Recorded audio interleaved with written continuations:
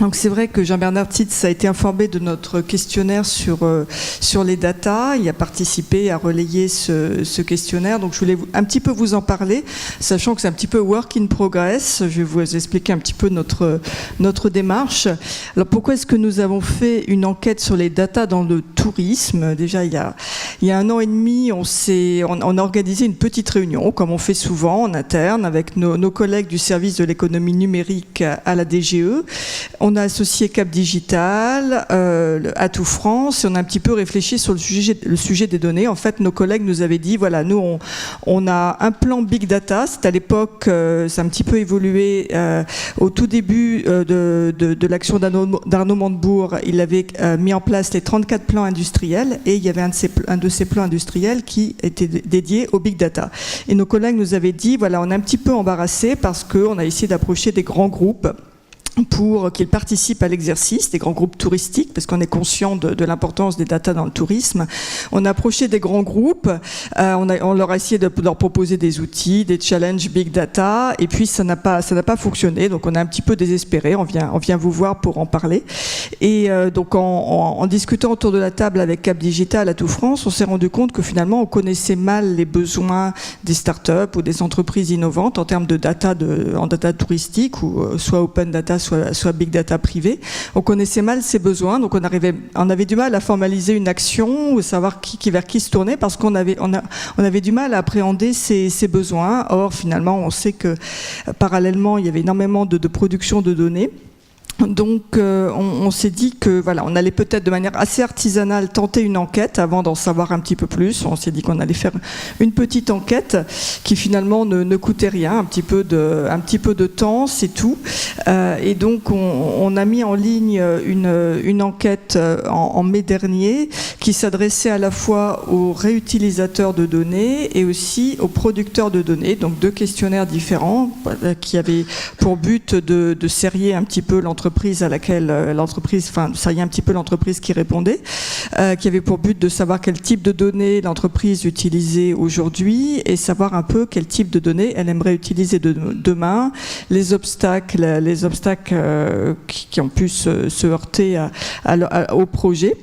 Donc on a mis cette enquête en ligne sur notre site, on a demandé à beaucoup de partenaires de la relayer, vraiment tous les partenaires touristiques privés, des publics. Alors on a mis beaucoup d'énergie, bon finalement on a été peut-être un tout petit peu déçu par le nombre de répondants. On a fait beaucoup de relances. On a eu 160 réponses pour les producteurs de données et 106 pour les réutilisateurs. Alors, nous aussi, on a été victime un petit peu de l'exercice, parce que sur les producteurs de données, on est encore en cours d'analyse, parce que je crois que notre prestataire interne en a égaré une partie, donc on est en train de reconstituer la base. Alors, sur les réutilisateurs, donc on a 106 réponses, et bon, déjà première satisfaction, on avait quand même des profils très différents sur l'âge de la société. On n'avait pas uniquement des startups de moins d'1 an, mais on avait vraiment toutes les maturités possibles. On avait aussi de la toute petite entreprise jusqu'à la plus importante. Donc là, on était assez satisfait sur le profil des répondants. Mais attention quand même à la représentativité, parce qu'on s'est aperçu qu'en fait il y avait à peu près un tiers de répondants qui rendaient des services aux professionnels et ou aux institutionnels publics, donc ça fait 2 tiers, et 1 tiers aux particuliers. Alors c'est pas du tout que c'est mal, c'est au contraire très bien, mais on pense que c'est pas tout à fait représentatif quand même de l'échantillon aujourd'hui des réutilisateurs. Pourquoi? Parce que je vais y revenir. En parallèle, on a lancé une étude un peu plus formelle, assez généraliste, sur l'innovation dans le tourisme, donc pas ciblée data. Et là, on se rend compte que dans les écosystèmes, les différents écosystèmes ont été scannés, et visiblement, on a un autre profil qui ressort. C'est plutôt 3/4 de B2C, service aux particuliers, et un quart de B2B. Donc c'est juste pour dire que voilà, on n'est peut-être pas exactement dans une bonne représentativité de par ces résultats, et puis aussi par rapport à notre échantillon, une centaine de répondants. Donc on fera pas de publication, mais c'est plutôt un point de départ.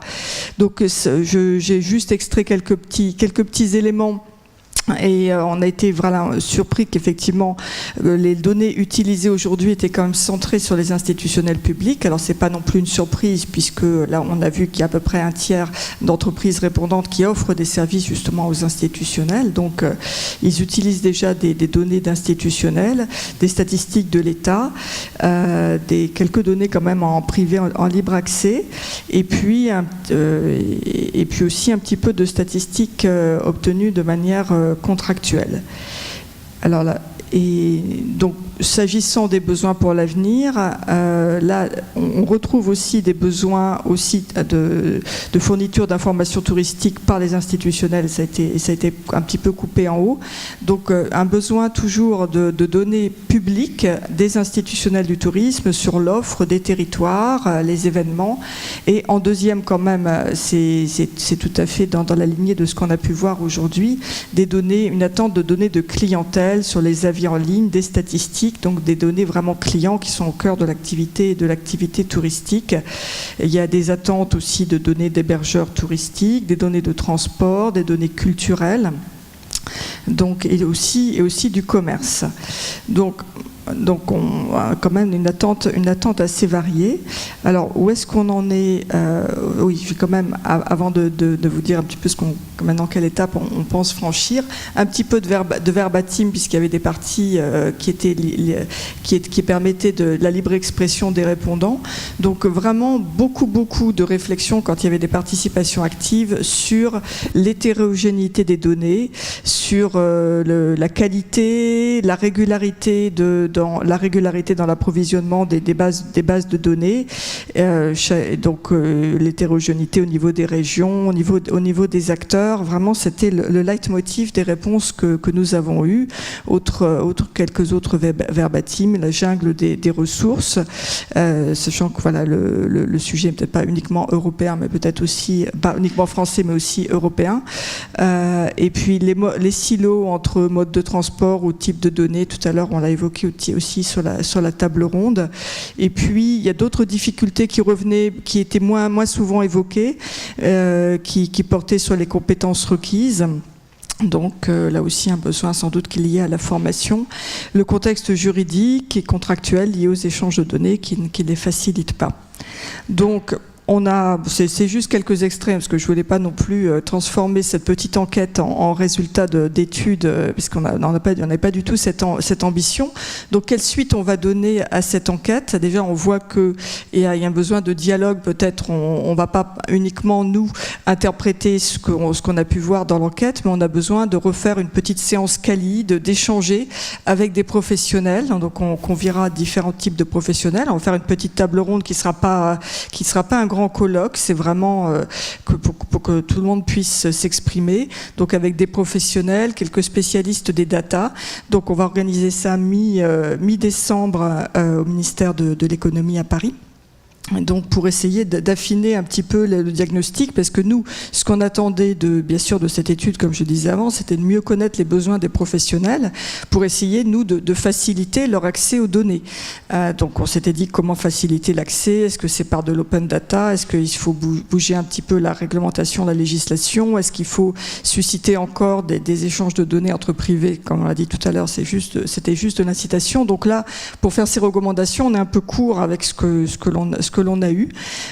Donc peut-être juste quand même en parallèle, on a quand même souhaité mettre en œuvre un projet sans attendre les résultats de cette enquête. Finalement, cette enquête corrobore le besoin de données des institutionnels publics, et on a pu effectivement en parallèle développer le projet Data Tourisme. On l'a un tout petit peu évoqué tout à l'heure avec la région PACA.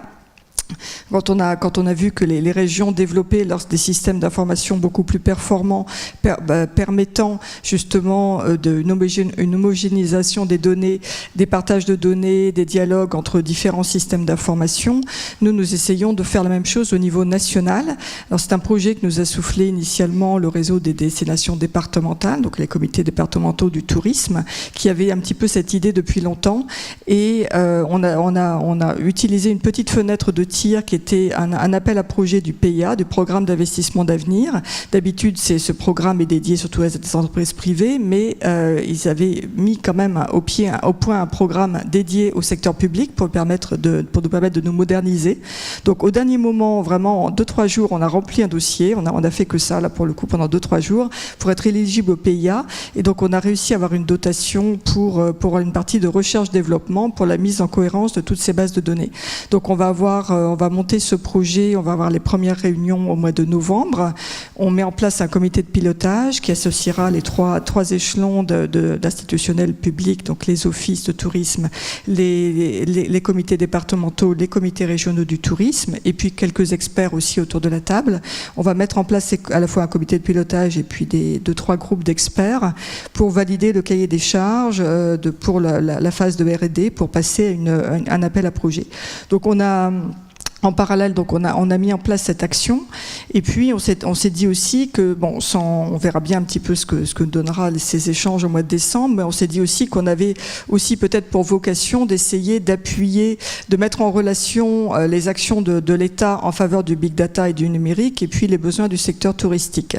Donc les actions de l'État en faveur du big data, en fait, on les retrouve maintenant. Il n'y a plus les 34 plans industriels. Maintenant, Emmanuel Macron a souhaité regrouper l'action de l'État autour de 9 solutions, la nouvelle France industrielle. Dans une de ces solutions porte sur l'économie de la donnée, et il y a différents effectivement chantiers et actions qui sont prévus pour les data de manière générale, tous secteurs confondus. Et dans ces actions-là, j'en citerai quelques-unes. Je citerai le Challenge Big Data qui est ouvert depuis le 17 septembre, qui sera clos début 2016. Un Challenge Big Data qui est ouvert à tous les secteurs, là, encore une fois, mais qui vraiment peut trouver une concrétisation intéressante pour le secteur du tourisme. Donc le Challenge Big Data, comme on l'a un petit peu évoqué, ça consiste pour un acteur privé ou public à mettre à disposition d'autres utilisateurs ces données pour susciter des applications innovantes, de nouveaux projets. Donc c'est une des phases de ce plan gouvernemental. Puis il y a d'autres aussi appels à projets, cette fois-ci du PIA, avec des financements à la clé qui concernent le numérique.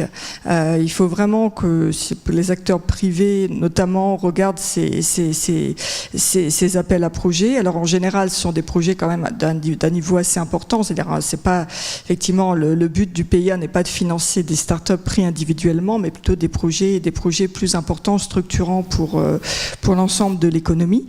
Donc il y a ces projets PIA. Il y a quand même peut-être un outil dédié au tourisme qui va effectivement voir le jour l'année prochaine, on espère. Laurent Fabius, lorsqu'il a effectivement la semaine prochaine clôturé la conférence sur le tourisme, a annoncé que le PIA allait avoir une enveloppe dédiée au tourisme. Donc ça sera quand même la première fois, puisque tout à l'heure je vous parlais d'appels à projets qui concernaient l'ensemble du monde numérique, l'ensemble des secteurs concernés par le numérique. Là, il y aurait des appels à projets spécifiques sur le tourisme. Donc évidemment, on va travailler sur un volet plus spécifiquement numérique dans le tourisme pour faire entrer le maximum de projets qui puissent profiter au secteur. Et puis, bien sûr, j'ai évoqué tout à l'heure, je ne révoquerai pas de nouveau, quand même quelques outils législatifs pour essayer d'améliorer la diffusion de données publiques. Je l'ai évoqué. On sera assez attentifs, nous, je pense que c'était une bonne occasion d'avoir cette journée, parce que je me suis dit que j'allais quand même essayer d'approfondir quelques sujets avec mes collègues qui suivent plus précisément le projet de loi d'Axel Lemaire. Approfondir quelques éléments, parce que par exemple quand on parle d'accès aux données publiques, des opérateurs qui produisent un service public, qui est-ce qu'on vise? Est-ce qu'on vise les musées? Est-ce que les musées devront mettre davantage de données en open data? Qu'est-ce qu'ils devront plus exactement mettre en open data? Est-ce que c'est juste des données sur l'ouverture et le contenu du musée, ou est-ce que ce sont aussi des données de clientèle anonymisées? Là, on ne sait pas exactement quelles sont les limites, donc on va essayer de travailler aussi un petit peu avec nos collègues sur tous ces enjeux de data. Donc on espère vous progresser sur le sujet et vous donner rendez-vous un petit peu plus tard par l'intermédiaire de Monsieur Titz. Et puis j'ai mis plus, voilà, si aujourd'hui des idées nouvelles émergent, on lira avec attention également le livre blanc de Telecom Valley pour voir si d'autres idées peuvent contribuer à la création de valeur dans le tourisme grâce aux data. Voilà, merci.